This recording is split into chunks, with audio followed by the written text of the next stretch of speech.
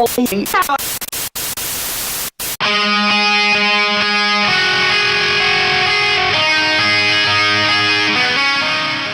like this. So as you stand up, the wheel, it goes like this, spins the same way, and then goes the other way. It goes the other way, but you still, It goes like this. Training, nutrition, weight loss, Wait, health, just anything?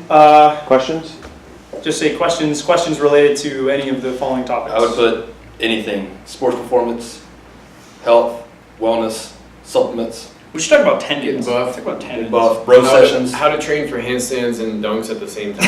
Yes, that's what we should do. Great. I had a good session today, man. I'm excited about this. Did you? Yep. Good. Your SI joint doesn't hurt? Obviously, we'd be careful if somebody does have a nutrition question, right? Yeah, we'll just say this is outside the scope of. I'm going full RD on him. That's on you. You're cool. You're cool.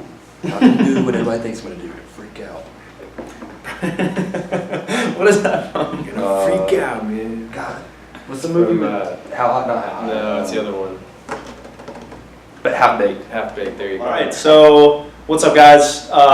Hopefully you're watching. If not, because we just started this live cast, you're probably not yet. But when you do watch, ask us questions because we're totally open to answering them. Do you guys? What he really means is we don't have anything to talk about, and we need help.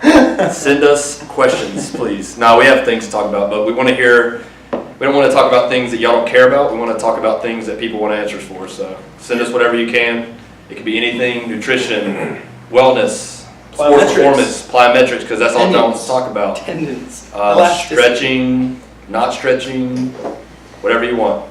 We're gonna try to not be inappropriate. Greg doesn't have any content to talk about. Stretching, not stretching. That's good. We'll do He's that. like, that's what I was gonna say. That's what I was gonna say. Let's see. Greg, what do you think your vertical is? I've been lied to this whole time. I've been using the jump mat, so I don't even know. The jump mat, for those of you watching, we used the jump mat and it didn't work. Well, it worked, but it's not accurate. It's not accurate unless you're looking for a true number. It needs to be the other mat. Exactly, and that is because it starts recording flight time when your heels leave the mat because it's not as sensitive. The sensitivity is too low. Too low. So we have a formula that says how high it is. We have it's science. the technology. Have you ever watched Breaking Bad? It's science. We have a formula. We should actually, let's talk. We've actually since converted all of our jump numbers on our record board and in Zen Planner and our record keeping system to the lower numbers so that we can be as accurate as But we kept them in centimeters because keeping it in centimeters ensures that you don't actually know how low it really is. That's true. I looked at the numbers and I wasn't sure if it was good or bad or because they're centimeters. I don't do conversions. If you see 68 centimeters, you don't know that that's actually like 23 inches. But they are accurate. They are converted. They are accurate. They are accurate and they are converted. So we make sure. It's one thing we do here. Our interns are hands-on, doing studies, making sure that we are hands-on and learning as we're going. So if we don't know, we'll try to find it, or if we don't have a study for it, we're going to create one. We're going to make a study. Yeah. So this is the next idea I had for a study, real similar to the last one, is taking push band, the yellow jump mat, and possibly some other protocol, and measuring the reliability of or the validity of the RSI testing. Oh. So well, you could use the Just Jump app. That's what I was thinking. If we use that, or the My Jump app. Push band has a protocol for it, and so we could figure out which one is. Well, we could research to see which one is validated against. Probably Force platform would be the most valid. Actually, no. I did the My Jump app yesterday with RSI, and I did 4 different heights of boxes. You do one jump. I did just one jump, yeah, and then land. So you have to do. It does contact time, and then flight time. And you have to film it at 240 frames per second, so it's accurate. But my RSI on the 12-inch box was. Just watch it on RSI. Reactive Strength Index, which is an indicator of your ability to produce force over very, very short periods of time. Why would you want to know that? Why would that be good? I'm just wondering. You're doing a good job moderating. Great. Yeah, these are. So if you're better at producing force faster, that's more similar to what you're probably going to do on the field or the court, where you are under time constraints. If I'm trying to cut to the rim, or I'm trying to cut downfield, I don't want to do that very slowly and produce a lot of force. The end goal is to produce a lot of force very quickly so I can get separation or Yeah, basically Yeah. if I can get separation. So if you see those elite athletes, they probably have very high RSI from those very quick cuts. If they don't, they get hit by a linebacker. If they don't make it to the hole in time. The defender beats them. So soccer players, you don't break away and get an open shot on goal. So that's what he's talking about when you hear RSI is that type of force, how fast he can produce it. So And it's basically one of the best indicators of your ability to do those athletic movements. Like max strength, what's your squat number? We all know that helps performance, but at the end of the day, that's not what's necessarily going to make you good at your sport. yeah, Whereas speed RSI, kills. I mean, if you're able to put that much Yeah. force in the ground that quickly. There's a good point there, though. It's an indicator for your ability to do those movements quickly, but it's really what it measures is your elastic ability or your stiffness through one or two or possibly three joints, depending on what movement you're doing. But if it's measuring your stiffness, that's good. But the ability to cut and change direction, while it might rely on some level of stiffness, there's more to it. So just to point on what you said, it's a good indicator. It's probably one of the best indicators of being able to do things like that. But it's not the whole story. do you think Yeah. it's the best indicator for athleticism then?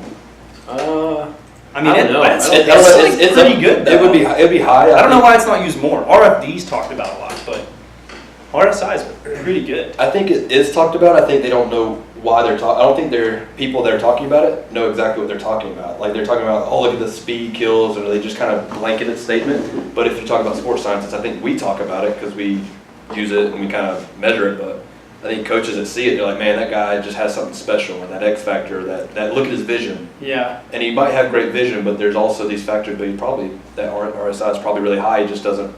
One, it's probably a limitation. They're like, you know what, I don't have the ability to measure it. Two, I just see that he does it well, so I'm not gonna. There's like they just know. It's one of those visual tests from a coach. They're like, he has that one step cut. He's probably putting a lot of force in the ground really fast. But like Greg said, I think it's an indicator. If you have it, doesn't mean you're going to be a great athlete, but I think it puts you in a good spot. I think you're. Yeah. Yeah. If you don't have it, I think it puts you in a bad spot for being athletic. But I think if you have it, doesn't automatically make you Absolutely. a great athlete. It But depends on how you define athleticism. Or True, what yeah. an Which we athlete get is. in this debate all the Yeah, time. I mean, it's- non-stop every day. it's 'cause no What is solid athleticism? answer. What are we doing at Athletic Lab? There's What no is our solid goal? answer to it, but yeah. Making people better at their sport, or are we making them squat more? Are we making them jump higher? Like, what is athleticism? But Yeah. anyways, I did this RSI test, and I used a 12-inch box, 18-inch box, 20-inch box, and 28-inch box, which, by the way, is the red box heights. If you guys were wondering, I don't know if anyone knew the answer to that question, I would have but to measure them. but they are 12, or no, it's 12, 16, 20, and 28. That's So- completely different from what you said. No, 12, 16, 20, and 28. So it's 4-inch increments until the last box, which is 28 inches. Okay. Anyways, so I did RSI. I hit about 2.5 on the 12-inch box, which you would assume that more elastic individuals would probably jump higher with the farther drops. I would think a higher box and shorter ground contact times, you would use it as like a prelim jump higher.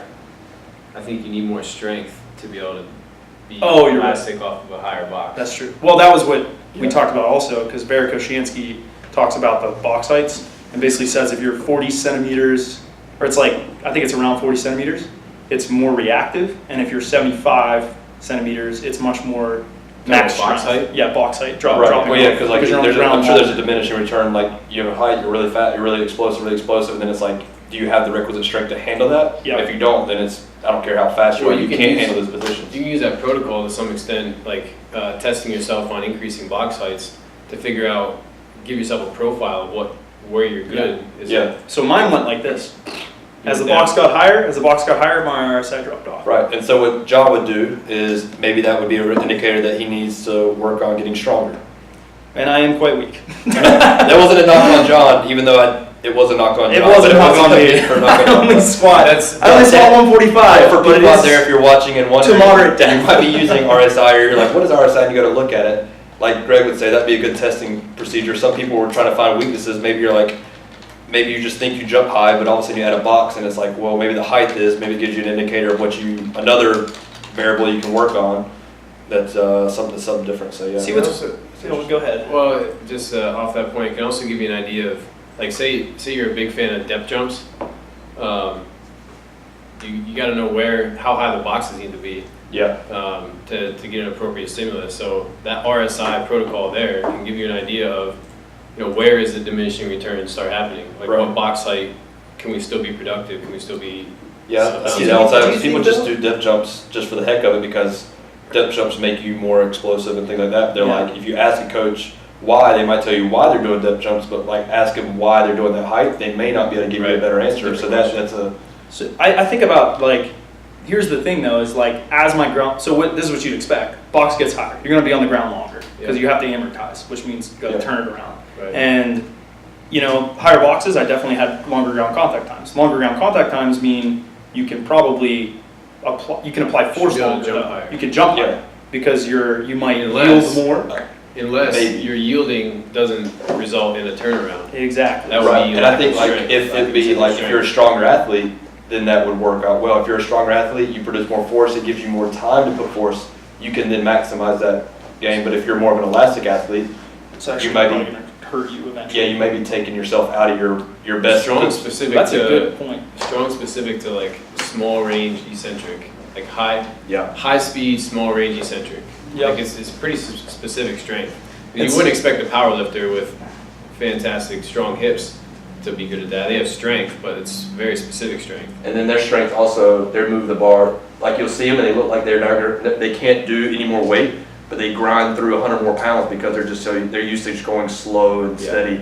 So they have the amount of force. It's just for them, they don't move it fast. So you think about the spectrum though, more max strength guys on the higher box, they're probably gonna have a better RSI on that higher box as opposed to the lower one because If I had to put They my might money on it, lack- I would. They might lack the stiffness required to jump off a small box and still get up really high. Yeah, you're gonna have those outliers, but I think they're just strong and fast. Like you might see some like I'd say like football players or anything like that that are kind of in between where they need to be powerful and fast, and they have mass. But yeah, I think if you're in the max strength, you have more time to put force in the ground. Majority I'll put my money on that you're gonna put more. You're better than the elastic guy. If you have a lower box, the elastic guy is gonna blow you out of the water because they don't need that time to put force in the ground. They just Bounce. yeah, it's like the guys that can power clean more than they can squat, and then you have the vice versa. The guys can squat more. I say sometimes you can just put force in the ground. You get yourself out of that position. So One thing I wanted to bring up though is even someone who's more of a max strength beast, if you do the same test, you're probably going to fall somewhere in the middle in terms of box height in your sweet spot yeah, because there's still going to be a diminishing return because even if you're a max strength individual, you still have to have, like I said, very specific, fast, eccentric strength. Even if you have a lot of just overall relative strength, when you get on those higher boxes, you might be able to have enough time to put force in the ground, but you still have to do it fast, Yeah. no matter what. So, like the think people who can do it really well at the higher boxes, those are going to be probably your most elite athletes because they have both. They're elastic and they're strong enough to be elastic at huge heights. yeah, I think they're gonna be So it's higher. not so much that like max strength individuals are going to be better at high boxes, but they're probably going to fall somewhere in the middle unless they have both qualities to a high level. Then they can be on the top end of those boxes. Doing Yeah. well. I just think about the ways that you can jump though. Like there are different jumping strategies. So unless you're measuring ground contact time, it's like I could land and be really compliant and then jump super high because I might take advantage of long stretch reflexes Yeah. and I might just take advantage of the fact that I produce force over longer periods of time a little bit I see what better. you're saying. So like So which type how of jumper? yeah, or do you have very minimal, very stiff landings where you're not very deep in your catch? You know what I mean? Yeah. So like not a lot of knee bend, not a lot of hip bend. I and think you just yeah, bounce off. I think Because that's how I did all my I mean, contacts. if you did that, it could be like depending on your protocol. Like if you're testing, like if everybody was doing the same type of jump, and just across the board, or if your type of jump. I think then it comes to like what type of strength athlete are you? Like usually, like if you're heavily eccentric, you might still be a really strong athlete, but you're concentrically strong. Like you would expect certain things, but some of those athletes that maybe can't squat as much, but they're very eccentric. Maybe they're pulling athletes usually, or posterior chain strength athletes. I see them also maximize that a little bit better too. It's just they can handle the load of eccentrics compared to some guys that just are athletes, ladies as well, that aren't eccentrically as strong. They just don't train that. So Yeah, it's like I produce force really well at mostly because I'm inflexible, but I produce force really well at the high joint angles, and so I can land really stiff. And basically, how I think about it is I'm pushing into the ground even before I hit the ground. That's how I'll try to get those Contact really. stiffness. Yeah, you're basically like I try not to look at the ground, but I'll get my hands back behind me and try to push into the ground even before I hit the ground, and then that'll give me that quick bounce, elastic contact. Versus if I'm just trying to jump as high as I can, I'll basically think like, okay, land soft, and basically load down, like load up, as some people call it, Load like more joints. yeah, basically like get lower, Load up the chain. and then jump as high as you can. So it turns more into this like almost like a counter movement jump, just a regular vertical jump instead of a depth jump. Yeah. Like Right, And when we're talking about, like, just for context, if we're talking about RSI, the first one is what you need to do because contact time is important.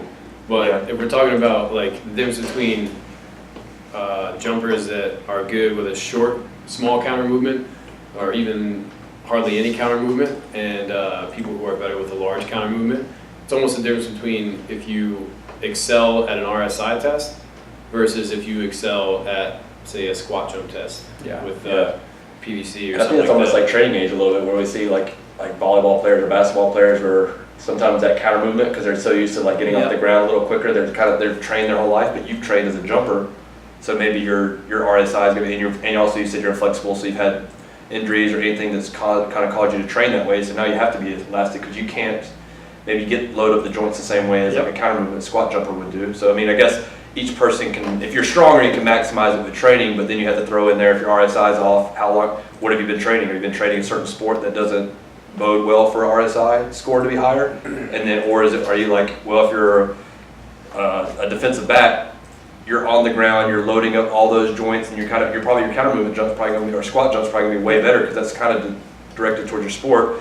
Or because you really don't, I mean, I guess getting off the ground fast, but as a DB, you're never like about to jump and then hit the ground again and go again. You have that one load and you're trying to jump at the highest point of the ball, compared to you, if you're jumping, you have to hit the ground, go again, hit the ground, and you have to, like, if you're triple jump, it's like take advantage of the momentum. Exactly. So it depends on what you've probably been training to. So I think about filling in gaps too, though. Like, how do you want to train? Ultimately, is the question, right? Like, look at me. I suck at those higher boxes. What if I did have a higher ground contact time? Would my RSI go up a little bit? It probably would, because I think it dropped down to 1.9. But there's a balance because you have, like, RSI takes into account the contact time. Yeah, so I do think it's a balance. But as far as training is concerned, So do you want to? you could Do probably you want to be try. short? Do you want to try to do what I did? Because that's what most people teach. Yeah, Really so- short on the ground and bounce. That's why you're doing the depth jump, if that's like your test and that's what will make them better at their sport, Like, do I want to maximize height, or do I want to? It's basically this question: do I just, at all costs, maximize height, no matter the box height, or do I, no matter the box height, minimize time and try to jump? You're always going to try to jump as high as you can, but if you minimize time, you're not going to jump as high as you can. So what's more important? Minimize time, assuming you're going to try to jump as high It as you depends can, entirely on or what jump you're as high as training you for. want. what you're training for, So like, there might what's your answer? There might be a place for both. I think if you have this, There is a place for both. Yeah, I think even if if you're- you're training the same athlete, there's a place for yeah, both. like if RSI maybe lends itself better this way, I'm not going to completely like, well, I'm not going to neglect this. But you don't want to say, like last time we were talking about training our weaknesses on the last podcast. Go check it out. Plug. Check out the vlogs. Yeah, shameless plug. But as you're training weaknesses, it's like, well, we don't want to spend all of our time like, well, that RSI score is terrible, but does it matter if it makes him a better athlete? If it does, then there probably need to be some sort of relevancy and train a little bit. But if your goal is squat jump, then don't spend so much time on the RSI score, because that's like sometimes we see with like FMS testing. Oh yeah. People do it, and that's like, whoa, our training needs to be directed towards, well, it's like, yeah, we need to fix these things, but let's not completely neglect this over here. At the end of the day, are you bad at your sport or not? Well, that's the thing, I think you just look at your sport as a coach and be like, well, RSI doesn't need it, it's a good measurement and a good indicator, but it doesn't mean if you're really high here, you're a really great athlete. You probably need to be a little bit of both. And usually, like Greg said, the elite athletes or higher level athletes they're probably good at both. They probably had that, but they're probably up there because they're essentially strong. They're able to do RSI if they need to, but if you put them on the higher box, they can have a lot of ground contact time. They may not be the 1% of both, but they're probably pretty high, and they might have one to maximize. So what do you think's? When is which training stimulus appropriate, right? So I would assume that the stiff one, with little yielding, really high joint angles, is probably higher intensity because the type of contact is so stiff. And if you look at Mike's, I guess a lecture on plyometrics, you'll see there are 4 things. If you run into it, run into a plyo, that's going to increase intensity. Yeah. If you are single leg versus double leg, single leg's going to increase intensity. The height of the fall, so higher box obviously is going to be higher intensity. And then what was that? Stiffness. Oh yeah, stiffness, the one we're talking about. Yeah. So the stiffer the contact. So I'd assume the stiffer the contact, the higher the box, the more intensity, even though RSI is dropping off, that's more of an overload, right? Well, it's probably a higher, like no matter what, if you drop off of a high box and you just basically stop yourself, like Stiff. pre-tense your tendons and your muscles and just kind of like bounce and that's it. You don't even try to get up. There's still a high eccentric load because you've dropped off the same height. Yeah.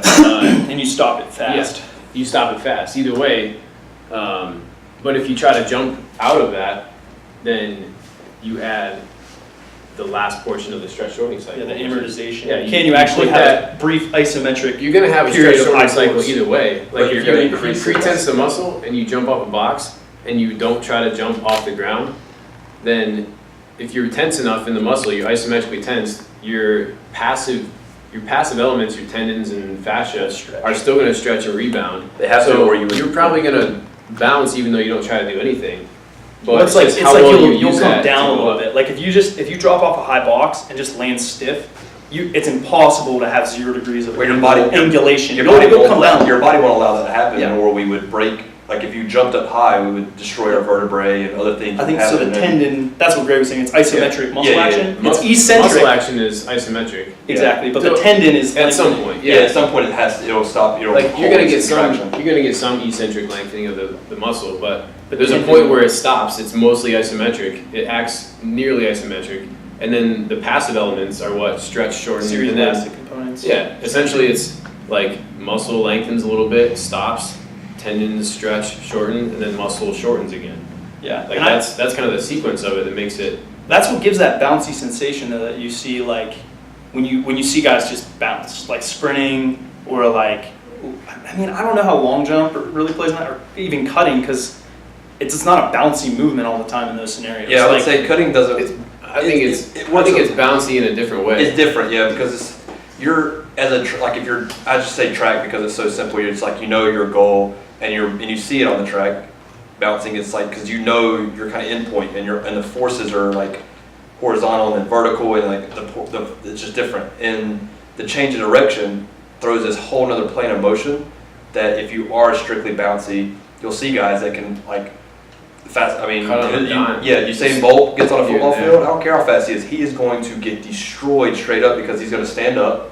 He's just not this different speed, and so it's like though in the plane of motion, you still add in the bounciness, but like Greg said, but it's like you have to bounce in a different force vector, which throws off things a little differently because muscle contraction now has to push your body horizontally and You vertically. need other stabilizers. Yeah, like so you it's- need if you're gonna cut versus just do a straight down and up, ankle stiffness jump. If you're gonna cut laterally, you need the hip involved more than you need yeah, on knee just a maybe or something regular like that. a regular depth jump or something like that. You need other stabilizers and other concentric movers, or even eccentric movers in and out of it. So Yeah, I think that was. I mean, that's a point for training as a coach. Like, what's your sport? Or is it strictly track or track and field where you know the plane of motion, you know where you got to get to, you don't have to worry about an external stimulus as far as, I would say, another human being or a ball or something that's in play. You know that you have to get from point A to point B. There's other things that can factor in, but for an athlete, like you need to be, like if you're training for depth jumps, I mean, I don't know, I got a depth jump goal. Yeah, or I would say using depth jumps for training, not training for depth jumps. But Yeah. if you want to, go for it. I mean, Yeah. you might be sore, you might be Each his really own, explosive. yeah. I don't know. People do crazier things. Yeah. But like, be smart in how you're programming your jumps. I think it's just use them. These are just indicators for different sports that we'd like to use. I mean, I don't know. I mean, they're tools, and I don't want to strictly take one out because my athlete is a football player or a baseball player that doesn't go straight to the point, but I also don't want to take out all stabilizers because I'm a track athlete and RSI needs to be high and I don't care about the squat jump because they're super powerful. Like, that's just neglecting and leaving things, like Mike talks about, we're not turning over all the stones to increase development of power, and so I think we're leaving it all on the table. So Yeah, I think about like Mike once said this you know, it's like the peanut butter that you have left in the jar, and you're just like, yeah, I never I'm had peanut butter good. left in the jar. Exactly. Don't leave any peanut butter left in the jar. You scoop all of it out, and I think that's And where, then you cut it open and lick it. Exactly. You don't because you know- want to maximize No every man little bit left of that behind. peanut butter. The, And I that's want how people to training see no man left behind. Yep.